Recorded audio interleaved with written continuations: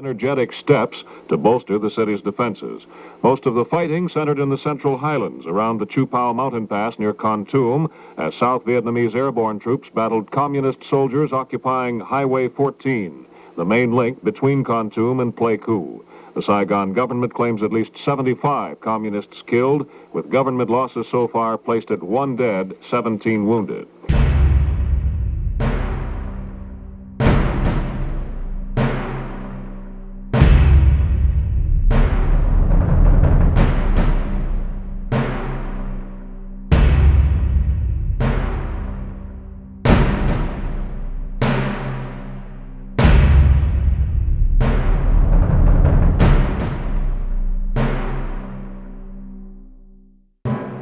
With the signing of the Paris Peace Accords, peace in Vietnam seems imminent. As the war comes to a conclusion, veterans returning to America must contend with readjusting to life in a country also struggling to find its own place after the long war.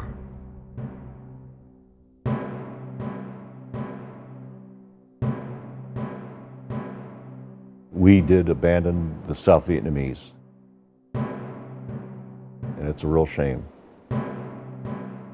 President Nixon faces insurmountable political odds while facing charges from the Watergate break-in. And Congress does everything in their power to distance themselves from the war-torn country of Vietnam. This is the war's end, and the painful repercussions of a peace lost.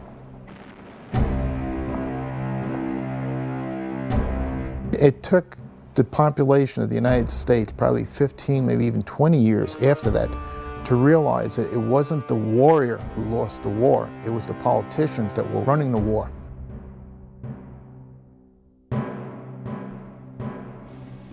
March 29th, 1973.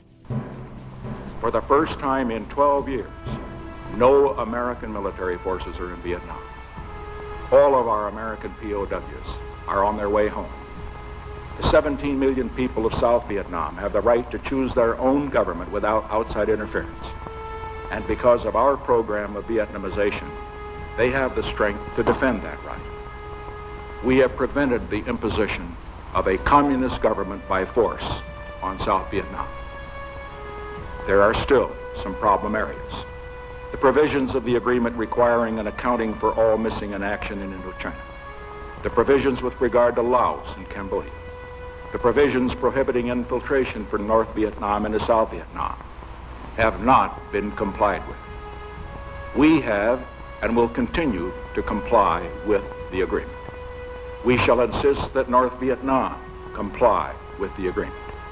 And the leaders of North Vietnam should have no doubt as to the consequences if they fail to comply with the agreement. But despite these difficulties, we can be proud tonight of the fact that we have achieved our goal of obtaining an agreement which provides peace with honor in Vietnam. President Richard Nixon gives his triumphant address to the nation as U.S. troops withdraw from South Vietnam. Remaining behind to ease in the transition and offer support are 159 U.S. Marines for embassies and offices in Da Nang, Bien Ho, Can Tho, and Nha Trang. 50 more officers also stay to establish the Defense Attaché's office. The war in Vietnam is the longest in American history at that point.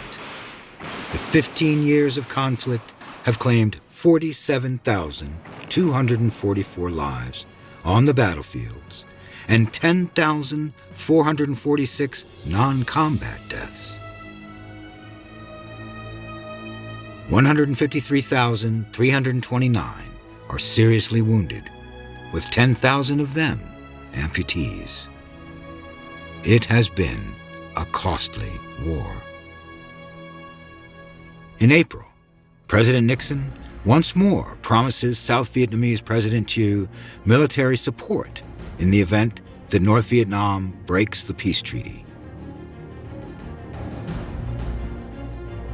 America will continue to provide financial support and military equipment to the South Vietnamese. In many ways, it is a concession for the treaty allowing North Vietnam to keep soldiers in the South. We got our lives together, and we watched the news. We felt bad for the guys over there. And then when it ended in 1973, when the POWs came home,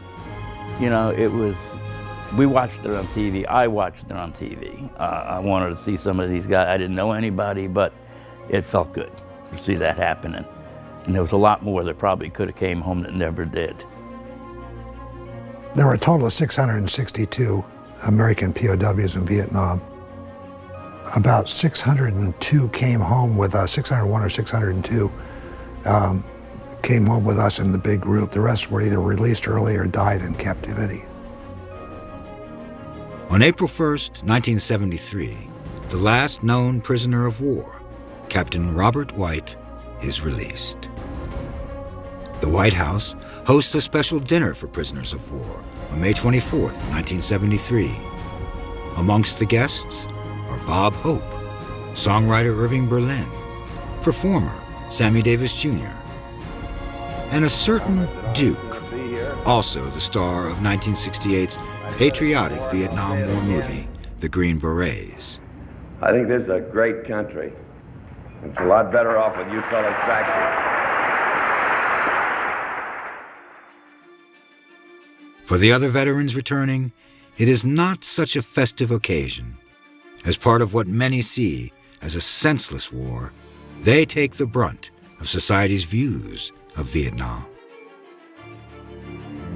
They really made a big deal about it. It was like a VIP coming home. It was a big day, a parade downtown, and we didn't realize at that time that the other guys who came back from Vietnam weren't treated like that. And it's not, I guess it's as close to a survivor's guilt as you could get. As we felt bad that we're getting all these accolades and stuff, and basically, all we were we surrendered and got captured, and that's all we really did. We fought, and we stayed together, but we really didn't accomplish a lot for Uncle Sam. And then all of a sudden we're getting this big heroes thing, and these other guys, a lot of them, had legs. Well, several of our guys had amputations also, and most of us were pretty badly banged up. But it's no big deal. So we got treated like VIPs, and I'm not saying it's to the detriment of the other guys. I don't think anybody could begrudge us the treatment, but I'm not sure it was fair compared to what they went through. To many veterans, being part of the United States military in the war is a mark of shame, not a badge of courage. Aside from dealing with social rejection, many come home suffering physical and emotional problems, including post-traumatic stress disorder, where one continues to feel fear long after the danger has passed. My back is still a major issue, and there's been permanent damage to my body that will never be corrected. Emotionally, we've got PTSD, and with PTSD, it's a certain amount of paranoia and who knows what else. When I came home, my mother and my father never even asked me what it was like. It was like, you do not, the idea of being one day in green fatigues, changing dressings on somebody who might have lost a leg or an arm, and then 24 hours later being in the United States, and it's like it never happened, and it was a shock. It is not only some of the civilian population that disapprovingly looks at participation in Vietnam, but even some former servicemen from other wars, as Terry Steer learns upon his return home. One of the things that did is one of the friends told me we got to go join the VFW. And here's my bad plug about the VFW. And I went to a meeting, and they got a bar. They gave me a key. That was my password to get in. And I went up to a meeting one night, and I'm sitting there, and somebody says to me, one of the older guys, World War II guys, says, "What are you doing up here?" And I says, "Well, I'm a member of VFW. I fought in Vietnam." And he says, "That wasn't a declared war. So if you want to go down and drink beer with us, that's okay, but we don't need you in at the meetings." And I am not the only one that said that. I've heard that from a lot of people. Back then, because ours was not a declared war, it was a police action. They wondered how we got eligible for a VFW. Today, they want us because, you know, they're all dying off. We've got to keep that thing going. But it was just a shameful thing is, you know, I paid my dues for a lot of years, but never went to meetings because they didn't like us. I think the biggest thing that bothered me, especially when I came back, I think my family was aware of it, I think my wife was aware of it, is that we didn't get the gratitude that we were expecting. You know, we'd grown up seeing pictures of the guys coming home from World War II in columns, you know, getting welcomed back, and especially even like in the Korean War, a lot of the guys came home as a unit. The Vietnam War was totally different. While the returning veterans deal with social and emotional fallout, many of them develop health issues stemming from Agent Orange. Sprayed until 1972, it was common for soldiers to get misted with Agent Orange in the Army's defoliation of Viet Cong cover and crops. If you know anything about Vietnam, it was divided up into 4 areas. And Saigon was known as 4 Corps, where we were up in Da Nang. That was known as I Corps for the Roman numeral 1. We had some spraying towards the Ho Chi Minh Trail, but nothing like they did in the south. But even so, the word was getting out that there could be something wrong with the water. Basically, they used Agent Orange to kill the foliage around the rivers so that the Viet Cong couldn't attack the Navy boats that went up the tributaries. But they also used it out in the field. And when the soldiers came in, you have to remember the nurses cut off their uniforms, and their uniforms would be saturated with Agent Orange. So the nurses were exposed to it just like the men. Maybe in a different manner, but we were exposed to it also. But at that time, nobody knew that Agent Orange was dangerous. And the men will tell you that they would be out in the field, and they would be sprayed, literally sprayed, and their uniforms would be saturated with it, but they were told there was no problem, so. Many, like Mary Walker, developed health issues ranging from various types of cancer, asthma, rashes, leukemia, to birth defects in children. These veterans will face a legal battle in coming years, with the first class action lawsuit beginning in 1979 on behalf of 2.4 million veterans. June 12th, 1973. With the servicemen and women back on America's shores, President Nixon is faced with keeping South Vietnam protected, but without a military presence. His intent is to watchdog North Vietnam, hoping they have learned from the costly and punitive Christmas bombing. Particularly in view of the fact that we've told them that I'll make a personal assurance and that, by God, if they don't do it, the Congress is going to cut off their water. That's right. That's right. That appeals to them more than anything else, I think. Oh, I'm sure it does. And they can't be under any illusions on either of those points. 1973 sees the apparent end of the war in Vietnam, but the start of one in Israel, which causes oil and gasoline prices to soar. The inflation will not only affect America, but the rest of the world, including struggling South Vietnam. Later that June, the passing of the Case Church Amendment by the U.S. Congress forbids the president from taking any military action in Laos, Cambodia, or Vietnam without prior congressional approval. This veto-proof legislation is approved 2-1 in both the House and the Senate. The ban includes bombing, which ceases on August 14th, 1973. On November 7th, 1973, Congress passes the War Powers Resolution, which requires the President to gain Congress's approval before sending troops abroad within a full 90 days. President Nixon's hands are tied. These new restrictions on his powers will give North Vietnam the opportunity to operate without fear of American reprisal. But Nixon now has a political war to fight on Capitol Hill, some of it of his own making. If the many allegations made to this date are true, then the burglars who broke into the headquarters of the Democratic National Committee at Watergate were in effect breaking into the home of every citizen of the United States.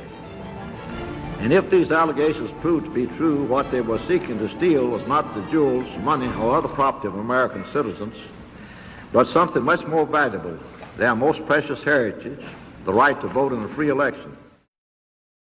Watergate is coming back to haunt President Nixon.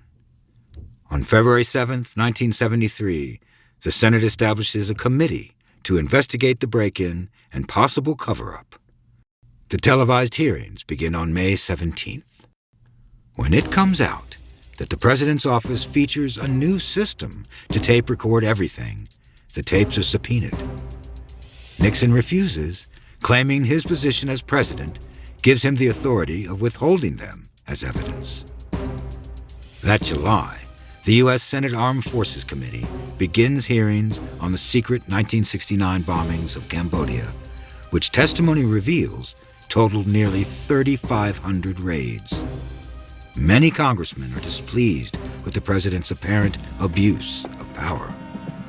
Vice President Spiro Agnew, known for being outspoken against anti-war protesters and other critics of the right, is himself under fire.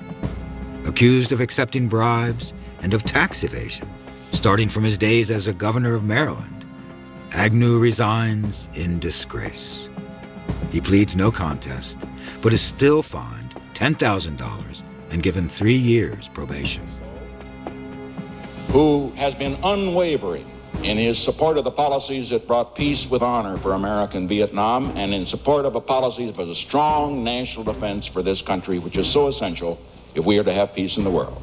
And above all, he is a man who, if the responsibilities of the great office that I hold should fall upon him, as has been the case with 8 vice presidents in our history, we could all say the leadership of America is in good hands.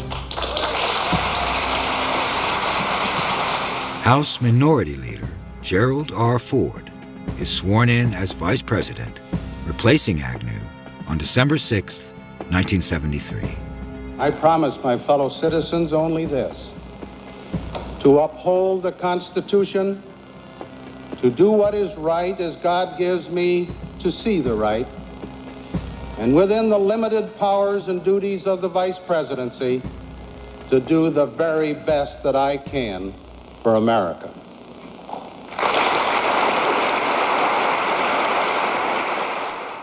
Ford is in for more than he bargained for. Meanwhile, Nixon still tries to impede the Watergate investigations, but eventually surrenders some, but not all, of the requested tapes. By July of 1974, Nixon is ordered to turn over the rest of the tapes, as his continued refusal leads to talk of an impeachment.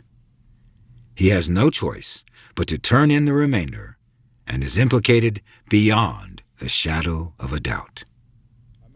On August 9th, 1974, Richard Milhous Nixon resigns as 37th President of the United States.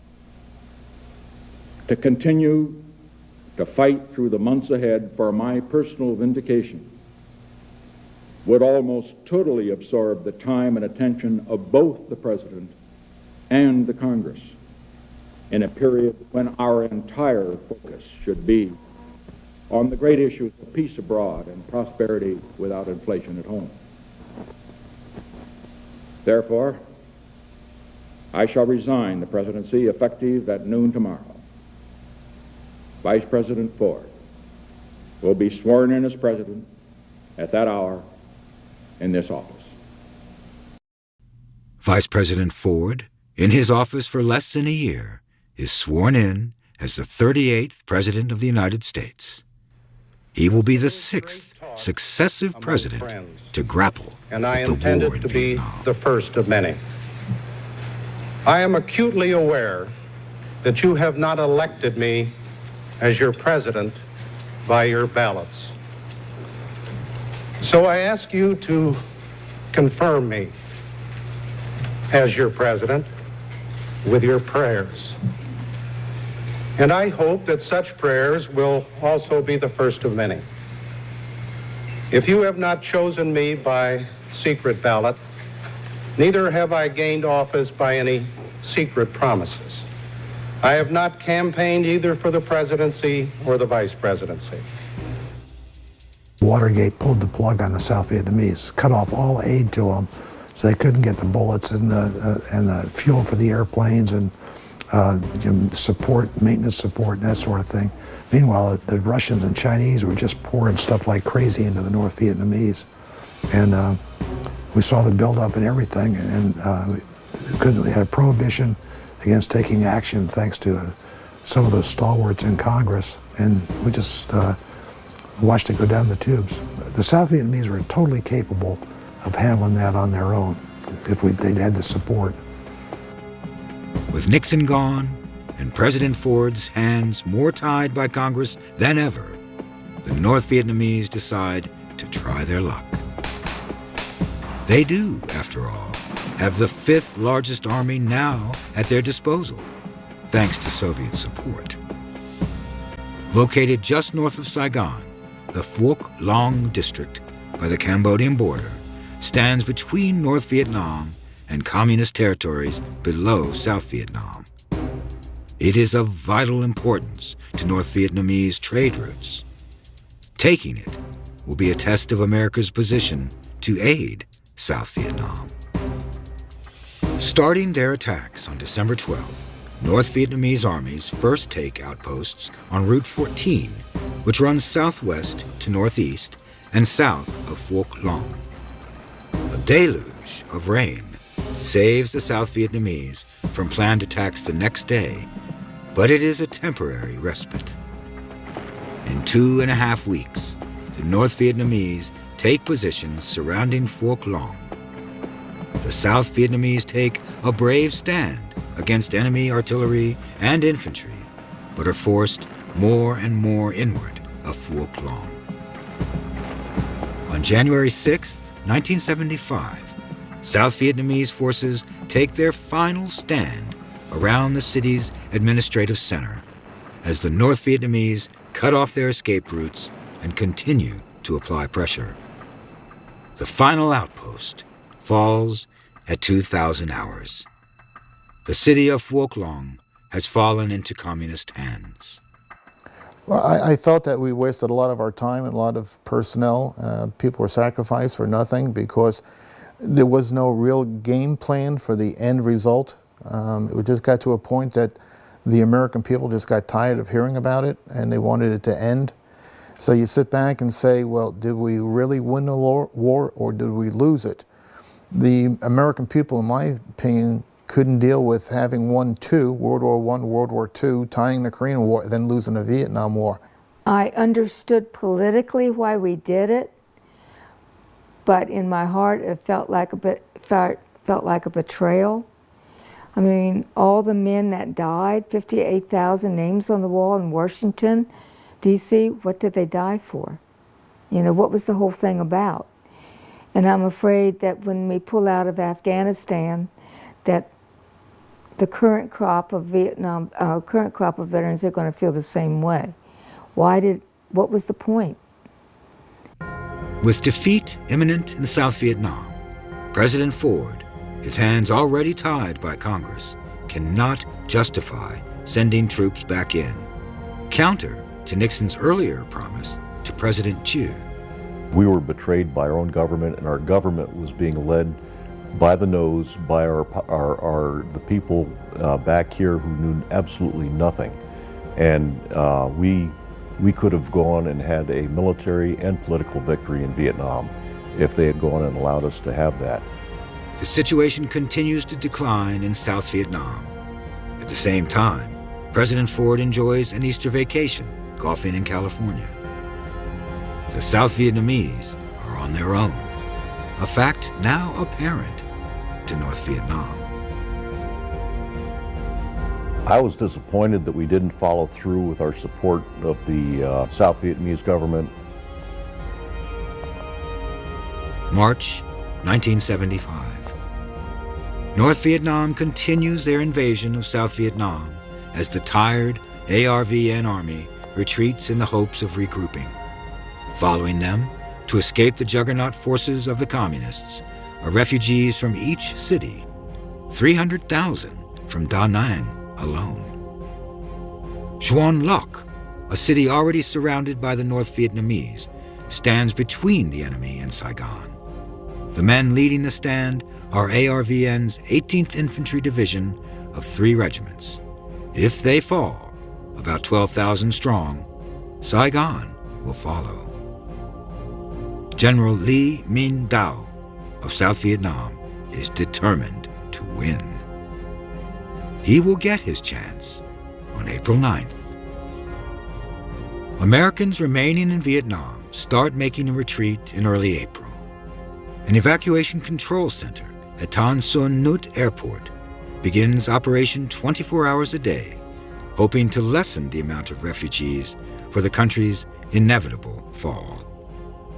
On April 3rd, President Ford announces Operation Baby Lift, a program to evacuate 2,000 orphans from South Vietnam, as well as Operation New Life, which saves over 110,000 refugees. The President urges Congress to approve $1 billion in aid, $722 million in emergency military assistance, and $250 million in economic help for the South Vietnamese. Half of Congress refuses to show up in protest. Ultimately, only humanitarian aid is approved for South Vietnam. April 9th, 1975. At 0540 hours, the North Vietnamese begin their attack on Xuan Loc. The South Vietnamese are not done, however. They successfully counterattack, one unit moving in from the north. They inflict severe casualties on North Vietnamese 7th Infantry, and they move in without tank support, and then destroy 3 out of 8 tanks sent in as reinforcements. By day's end, the North Vietnamese have successfully overtaken an infantry headquarters and the governor's residence and destroyed 18 South Vietnamese tanks. But it is not enough. The invasion continues. On April 19th, General Dao is ordered to evacuate from Xuan Loc.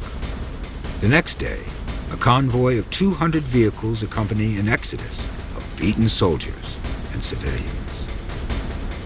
On April 21st, Xuan Loc falls under the control of the North Vietnamese. 2/3 of South Vietnam is now in their hands. President Chu is powerless. With no political support and his country lost, he resigns. With Xuan Loc taken, the North Vietnamese surround Saigon by April 27th.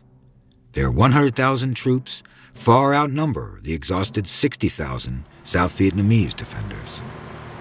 Enemy troops start to push their way in at 0600 hours on April 29th.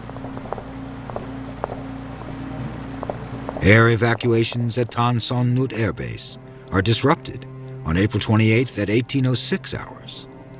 As the refugees and Americans tensely await the next day's C-130 flights, the North Vietnamese periodically barrage the base.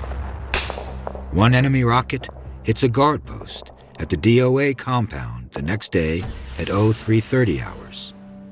It kills Marine Corporals Charles McMahon and Darwin Judge. They are the final American casualties of the war in Vietnam. The U.S. Embassy in Saigon is crowded by nearly 10,000 refugees hoping to escape the incoming carnage. As the crowds prevent bus travel to the embassy, evacuees are airlifted out from landing zones within the compound's walls. Sensitive documents and U.S. currency are burned within the embassy's incinerator. A group of 64 Marines are not there to defend against the North Vietnamese as much as the encroaching mob breaking through the gates. As they retreat up the stairs, they are forced to lock the rooftop doors behind them and use mace to deter the desperate crowd. At 0700, the song "I'm Dreaming of a White Christmas" plays on Armed Forces Radio. It is the signal to start Operation Frequent Wind, the helicopter evacuation of U.S. personnel. The last helicopter, carrying the final Marines, leaves at 0753 hours. On April 30th, Saigon falls, and with it, the end of South Vietnam. Newly installed President Duong Van Minh announces the surrender.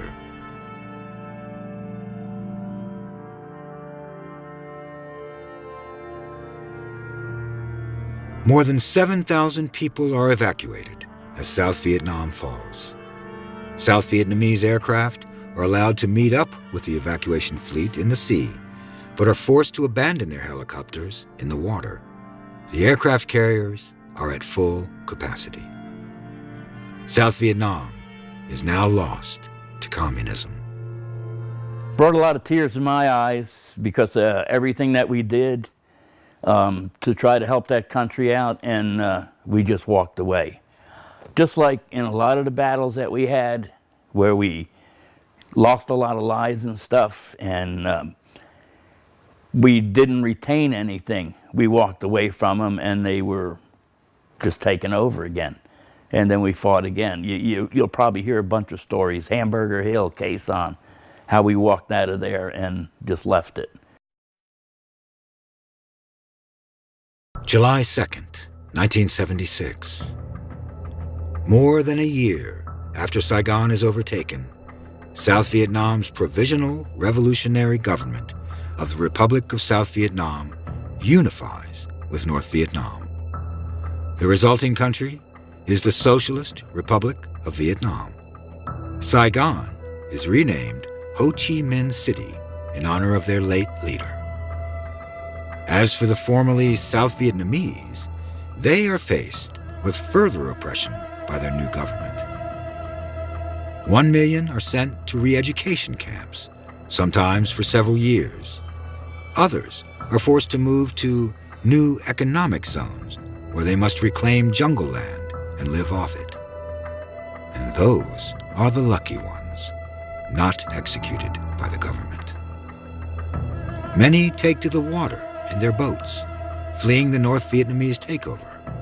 These boat people will become a regular staple of Vietnam for years to come. Back in America, the soldiers and servicemen didn't get a ticker tape parade. Many of them put their uniforms away and tried their best to find jobs and readjust to life in the States.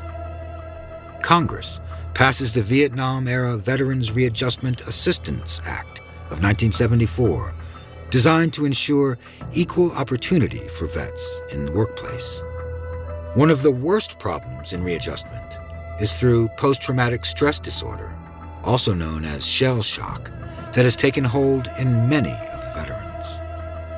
The first vet centers are established in 1979, and several organizations of vets spring up over time.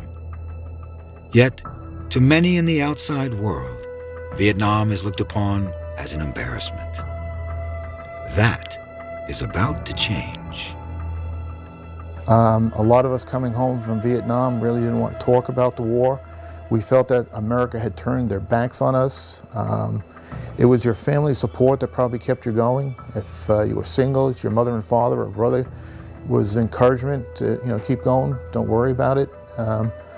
I would say my wife was very understanding about it because she had lost her cousin who she was close with, and she knew I had gone through it too.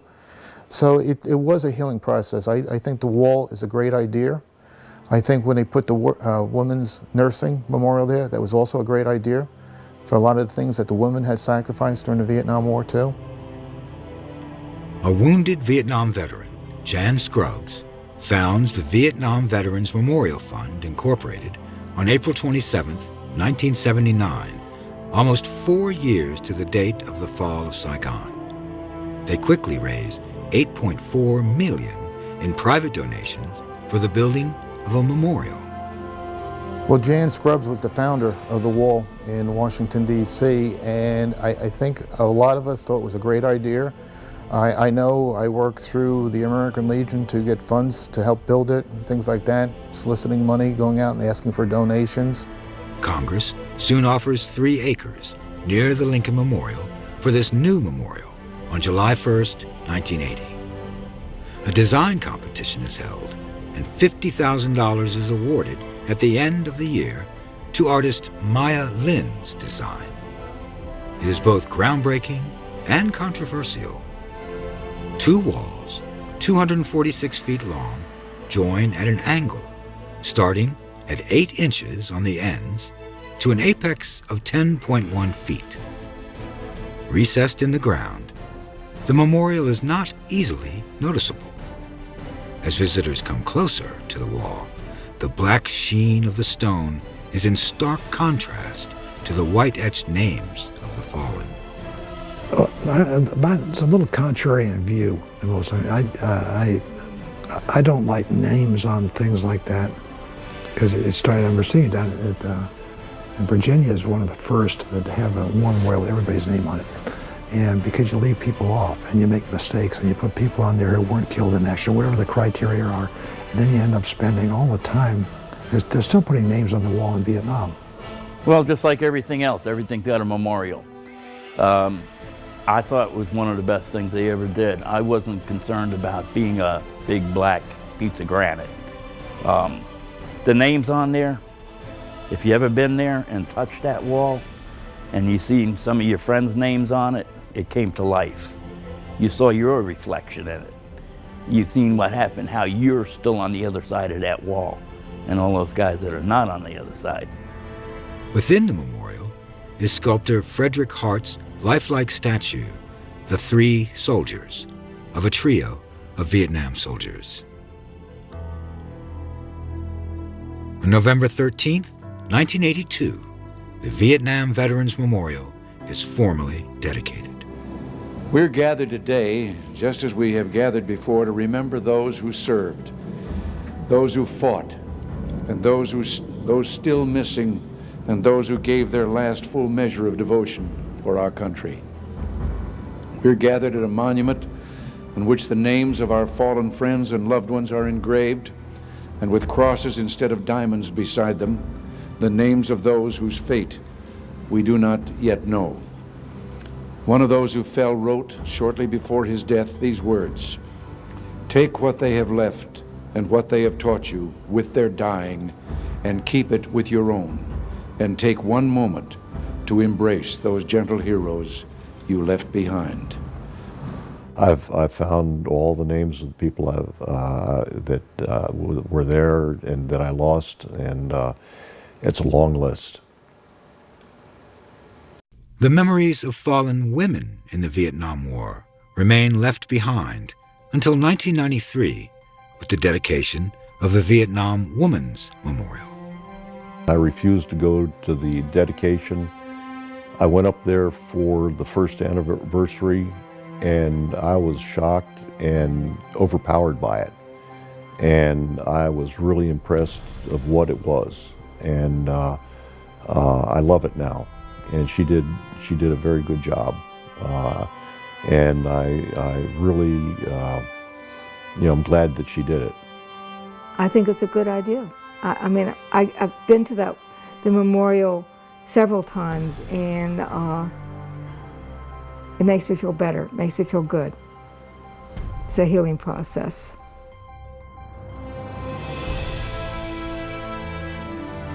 across the class, and it's the beginning of the class, and they have the Pledge of Allegiance, and you'll see everybody stand up for maybe 2 guys to sit there, don't get up. And you would like to go over and shake the guy and say, do you know what I sacrificed for you to be here in this country? That you could stand up, but you can't. So you start to wonder, you know, what are our laws involving? Are we going one way and not the other way? And what I mean by that is, when I was growing up and being a kid, you know, you always stood up for the flag, you honored the flag, you honored your veterans and everything else. And today, a lot of these students figure they have rights that they don't have to do that. But the bottom line is that rights that you have, who gave you those rights? It's the veterans who made the sacrifices so you can have that right not to stand up. How is Vietnam remembered this 40 years later? First of all, in the history books, there's not much about it. Not many people teach it. There is now in colleges, and maybe high schools might have a little bit. There's a little bit more of the legacy. It's just like Korea. Nobody really talked too much about that. It's part of our history. We need to learn by it. If you look at the history book, high school history book is just skim through it once, and there might be a half a page about Vietnam in it, and that's assuming the kid can read it, can read that far. The other half is the protesters. They talk about the protesters demonstrating against this illegal war using the same terminology that the communists used. And so I started to wonder, hey, maybe they did win after all. Most history books, Vietnam is only one paragraph, if that much. And our school children don't know anything about it. And matter of fact, a lot of adults, their memory is very short. And you know, the American history is important, and it still affects us today. Everything, you know, the Revolutionary War, the War of Northern Aggression, and Vietnam, you know, it's all important. It emerges in films, such as 1978's The Deer Hunter, directed by Michael Cimino and starring Robert De Niro, and in Francis Ford Coppola's cerebral Apocalypse Now, with Marlon Brando, Robert Duvall, and Martin Sheen. It deals with the war itself. While films like Martin Scorsese's 1976 film, Taxi Driver, with De Niro, and the film First Blood, starring Sylvester Stallone, focuses on veterans trying their best to readjust to life back home. Bruce Springsteen's 1984 rock hit, Born in the USA, becomes the anthem of the veterans' experience back home. Oliver Stone's Platoon and Stanley Kubrick's Full Metal Jacket are amongst those movies that reinvigorate the war in Vietnam in film and television in the 1980s. Shows like China Beach and Tour of Duty show life on and behind the front lines. But it looks just like the Hanoi Hilton, and the cells are shaped the same way, and it looks like they're the same architect, and I mean, it's extremely realistic. And when they were filming the movie, it's very, very accurate, and they had about 100 technical advisors, all of the POWs who lived in California. They did a parade in New York City. I sat and watched it on TV, and it was my welcome home parade, one that I never got. And it was just something that made me feel so much better, and that's when I started getting involved with veterans again, and I got myself involved with Vietnam Veterans of America, because they were the ones that was doing things for us.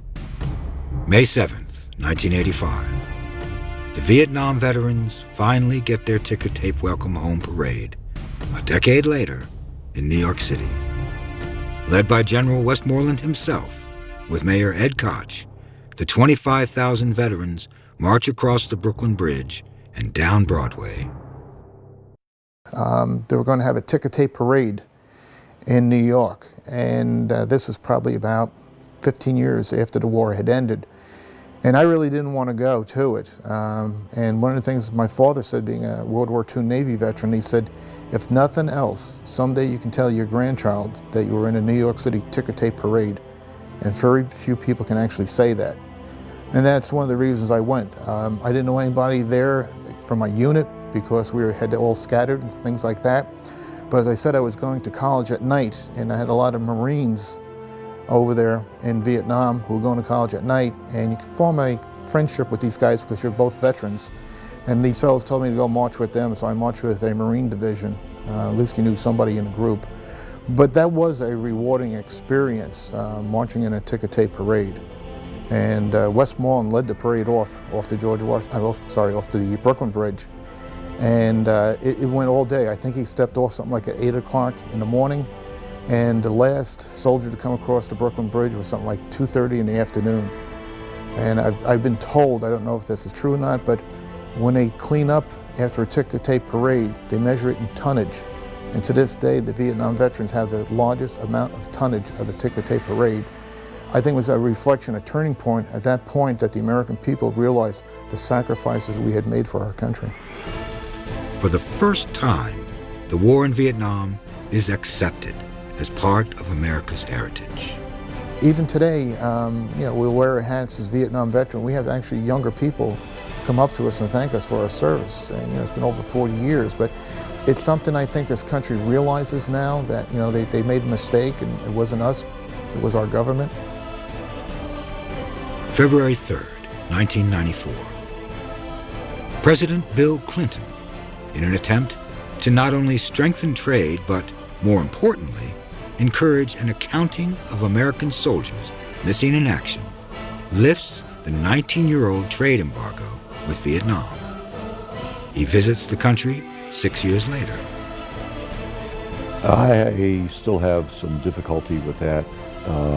If it means finding out more about our POWs and MIAs, I guess it's one of those necessary evils. I have not been back to Vietnam. I will not go back to Vietnam. Well, one of the things I thought was kind of interesting, President Clinton probably tried his best to stay out of going into the military and going to Vietnam, and then he becomes the first president to go to Vietnam, which kind of left a bad taste in my mouth because everything we sacrificed, and all of a sudden the U.S. government says, oh, everything's hunky-dory, and let's get together and help your economy and help our economy. And it leaves a bad feeling. It is a polarizing move. Clinton is known as a draft dodger in the 70s, and the move is viewed negatively by many veterans groups. 12 years after the embargo lift, the fates of 325 servicemen is finally accounted for. The war in Vietnam holds a unique place in American history. It is a divisive war that consumed an entire generation and forever changed our role in warfare. But on the human level, it is a war that keeps demanding courage from its veterans, its pilots, its soldiers, artillerymen, prisoners of war, nurses, and more, decades after the last shot was fired. I think if we're going to go to war, number one, if we're going to go to war, then we should do it right, okay? Have a plan, follow through, and get out. I understand that when the Viet Cong went to the peace talks, that they were willing to have a divided Vietnam. They were willing to have a North Vietnam and a South Vietnam. But I gather at that point we were so tired of Vietnam that we just gave it to them. And I wish we had done something like Korea, have a North and South Korea. On the other hand, that would have meant we probably would have had troops there up for 50 years, but we have troops in Korea. So, it's mixed feelings. The only thing, I'm proud of what I did. I'm proud of those who I served with, and I'm proud of the United States Navy. I think we did a fantastic job under difficult situations. We did a lot of things in an environment that normally people don't see. I was very happy that I joined the Army, and I wouldn't have changed anything, except for maybe taking more pictures and taking down more names and addresses. So I could have gone and kept in contact after getting back. It was the greatest bunch of men that I've ever known in my whole life. We had a good time. It was a great life. It was one hell of a ride. The end.